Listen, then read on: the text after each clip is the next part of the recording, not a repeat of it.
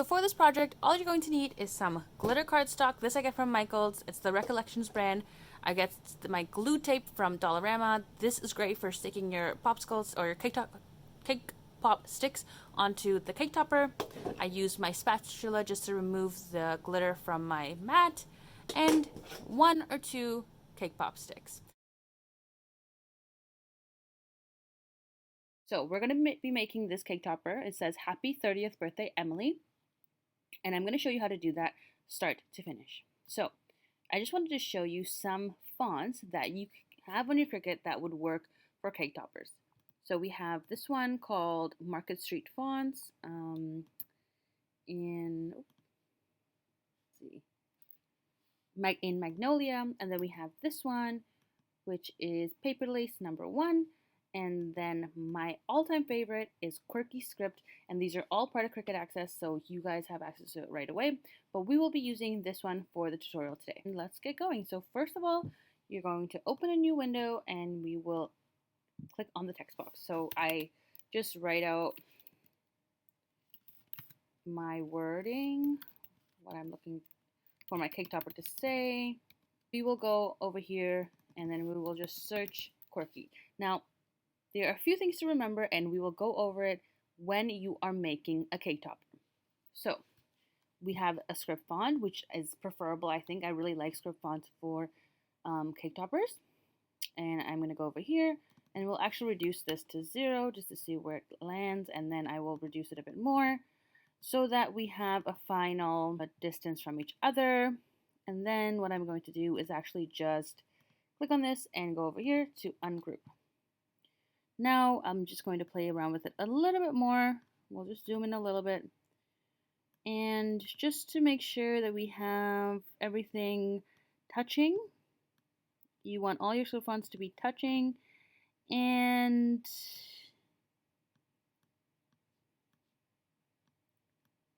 sort of in line with each other as well, right?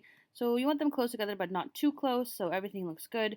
What I'm going to do actually right now is just take this font and make the color a lighter color. That way it's much easier to see the actual overlapping cut lines.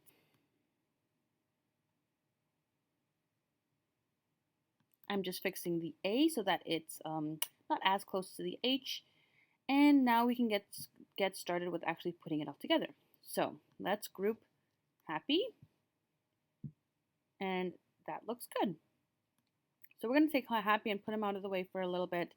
For 30th, I'm going to fix the the 0 so that it's a little bit more in line with the 3. And then actually for the T and the H, because I like the look of a smaller TH, like 30th, I'm actually going to reduce it and then just plop it right next to the O, just like that. Then we'll group that together.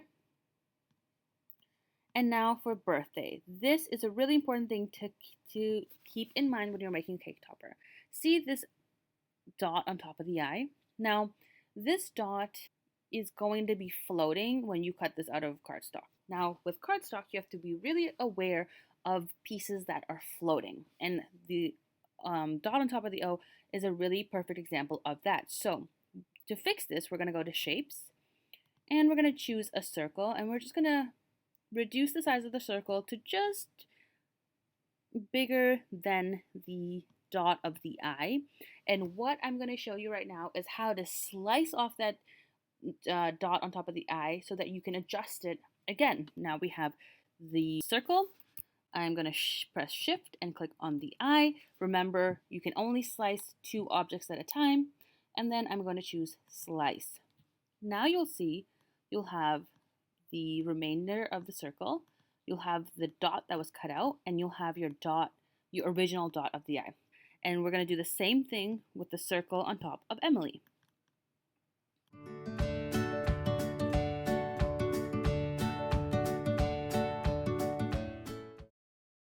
So now we have our 2 dots, and we have Emily, and everything looks great, and we're going to just group that together. And now we're going to put it together so that it looks like this. Okay, so let's continue. Now we have all of our words the way we'd like it to look, and we're going to place it where we think the best kind of spots are. We're going to just adjust everything, make sure everything looks good. What you can do too, if you'd like, is to just make sure everything is the right size. So we'll make this 3.511 again, just so that it's accurate. And we will go ahead, and I like to just center horizontally just to make sure, just to see what it looks like. And if I like the way that looks, I'm actually going to reduce Emily just a tiny bit. Actually, no, not all of it, just actually height-wise. And then bring it down a bit, just like this. And I like the look of that. So remember your little dots of your eyes. There's a bunch of ways you can do it. You can either put it right on top, just like this, or you can put it next to the B, like this, or you can even put it on the A. Now, I don't like the A for this one just because it's a little bit too far away. If the letters were a little bit closer, that would work. I think for this one, I'm going to put it right on the B, just like that. Just center horizontally and then just adjust from there. So to me, that looks good. And then let's go and put this dot on top of the eye. I'm going to make it a little bit bigger so it fits the size of this eye. And for this one, I'm going to be putting it right under the D, just like this. And then I'm going to group that. And our little eye over here has decided to run away. So we'll put him back over here and group again. And now we have our layout. Everything looks good. I'm going to select all. And my little secret is that I actually duplicate this grouped design, because that way, if there are any issues when I weld, I have a backup one. And even if there's not an issue, if I want to go back to this design and decide to change Emily to another name or change 30 to 31, etc., then I have my original design ready to go and just need to update it. Then what I do is I just hide it just so that it's out of the way. And the reason I do that too is because when you weld, you cannot unweld.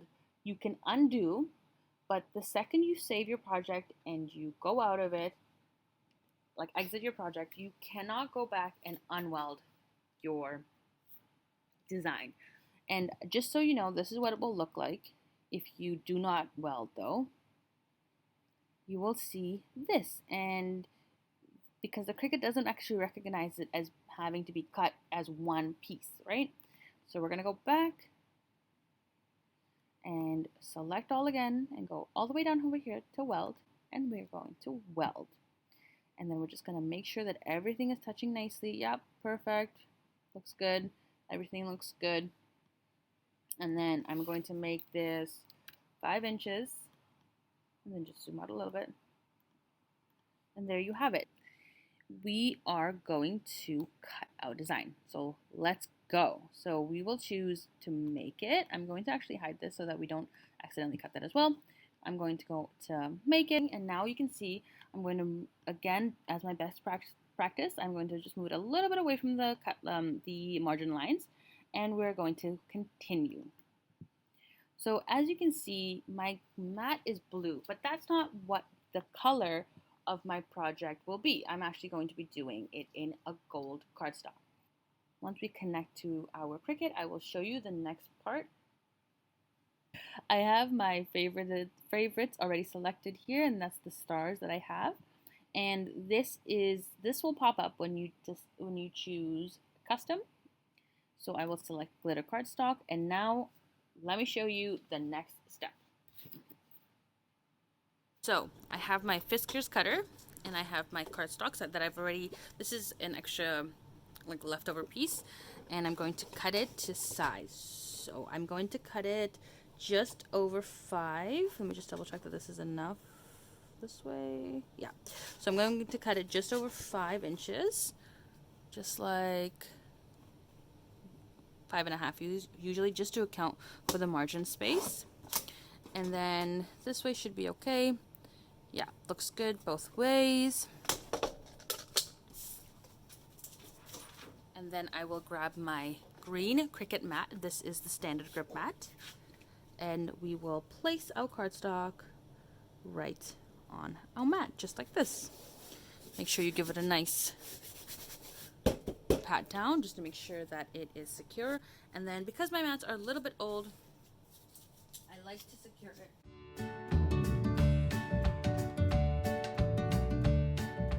So there we go, and now we're going to take it all the way over to my Cricut machine.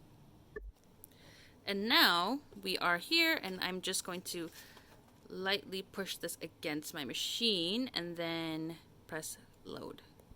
Once it's loaded, wait for the C to start flashing, and that means it's ready to go. Press the C and it will start cutting. Okay, so we're back. So now it's all cut. You can't really see it, but you will in a minute. I'm going to remove my tape. Everything was secured nicely. And then I'm just going to remove, oh, you can actually see it. Okay, great. So I'm going to remove the outer border.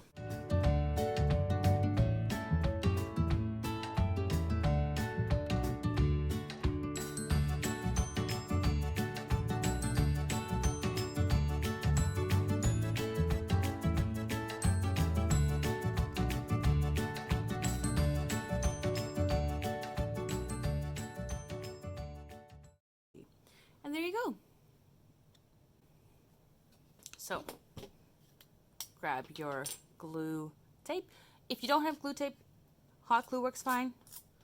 I just like the look of the glue tape. It's a much cleaner finish. And then you just position your cake pop stick onto your cake topper. Oop, I missed a spot right there. So we're just gonna pop out that. And right there. And there you go. All done and ready to go.